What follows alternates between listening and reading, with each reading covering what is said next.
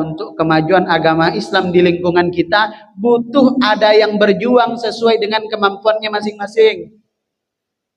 Maka dosa orang yang sebenarnya punya keahlian untuk berkontribusi tapi dia diam saja tidak mengambil posisi. Karena kita tawadhu kadang-kadang bukan pada tempatnya. Tawadhu ini kan bagus. Tawadhu ini kan rendah hati, baik. Tapi kadang-kadang tidak pada tempatnya. Misal, ayo siapa yang bakalan jadi bendahara masjid? Waduh, jangan saya. Waduh, jangan saya. Kadang-kadang yang amanah-amanah ini tak mau dia menjadi bendahara masjid. Sehingga kemudian yang ditunjuk yang tidak amanah. Itu yang amanah tadi, itu menanggung dosanya. Kenapa? Sebenarnya dia punya keahlian untuk memanage keuangan masjid, tapi dia nggak mau berkontribusi.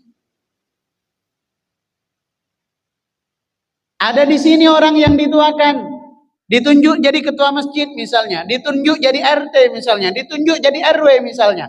Beliau layak dijadikan panutan, tapi janganlah saya, yang lain saja. Akhirnya yang maju, akhirnya yang jadi, yang terpilih, yang tidak amanah.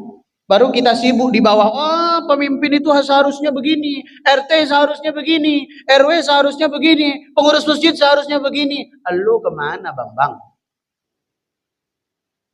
Maka sebagaimana perjalanan Nabi SAW, tawadhu bagus, tapi pada tempatnya. Idza wusidal amru ila ghairi ahli fantadhiris sa'ah. Ketika sesuatu itu diserahkan kepada yang bukan ahlinya, maka tinggal menunggu waktu kehancurannya. Maka ayo kita berkontribusi. Ustadz, kalau saya nyumbang kepada pembangunan masjid kayaknya agak berat Ustadz. Karena untuk makan sehari-hari saja saya susah Ustadz. Lalu apa yang bisa dibantu? Saya punya banyak waktu luang. Oke, ayo. Mau kita apakan masjid kita ini? Ustadz, kalau bicara soal waktu saya sibuk Ustadz. Saya bekerja, pergi petang, pulang petang.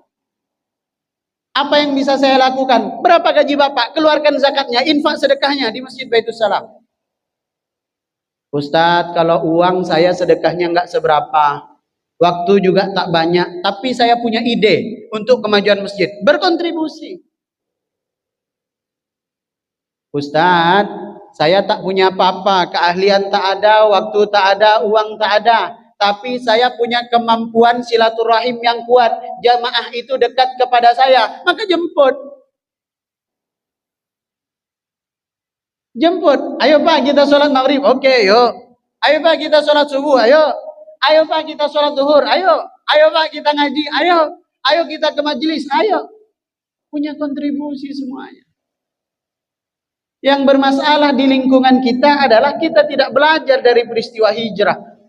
Kebanyakan komplain, tapi tidak ada upaya dan keterlibatannya untuk memperbaiki apa yang keliru. Maka sekali lagi, kita berkontribusi. Termasuk beliau misalnya yang tukang editing ini luar biasa loh. Ini setiap waktu IG saya di-tag.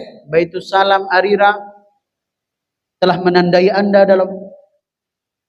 Kenapa? Beliau ahli, maka kontribusinya ini. Aduh, kalau saya soal ngedit nggak bisa Ustaz. Tapi kalau nyusun bata jadi bangunan yang kuat, saya bisa kontribusi. Ustaz nyusun bata saya nggak bisa, ngedit video saya nggak bisa, ngumpulin jamaah nggak bisa. Tapi kalau saya bawa proposal untuk pembangunan masjid, saya punya banyak kolega, saya punya banyak kenalan pengusaha, saya dekat dengan pemerintahan, bawa proposal, ada kontribusinya. Tapi ya itu kadang-kadang yang terlalu banyak komplain ditinggal kita nih di wilayah kita, dimanapun kita tinggal, yang terlalu banyak komplain yang nggak ada kontribusinya. Maka belajarlah dari peristiwa hijrah. Sebenarnya bisa Nabi itu simsalabim dari Makkah ke Madinah seketika, sekejap mata, bisa. Tapi kenapa mesti banyak sekali kisah, harus 3 malam, kemudian bahkan nanti bukan hanya melibatkan orang Islam loh, bukan hanya melibatkan orang Islam.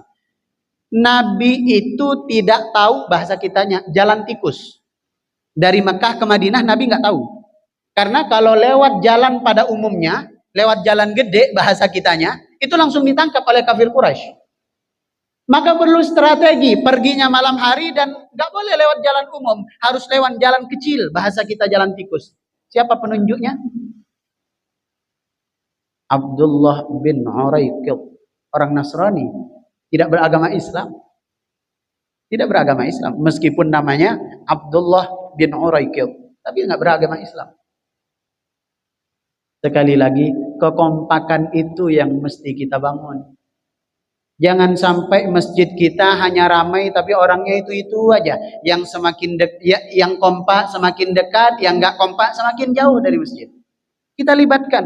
Apa yang beliau bisa bantu untuk masjid, kerjakan. Apa yang beliau bisa sumbangkan untuk masjid, sumbangan itu bukan hanya uang. Bisa pikiran, tenaga, semangat, waktu, dan seterusnya. Kita harus punya kontribusi. Sebab demi Allah, maju dan mundurnya agama Islam ditentukan kita punya kontribusi atau tidak. Kita bekerja sama atau tidak. Kita solid atau tidak. Sebagaimana hijrahnya Nabi Muhammad SAW.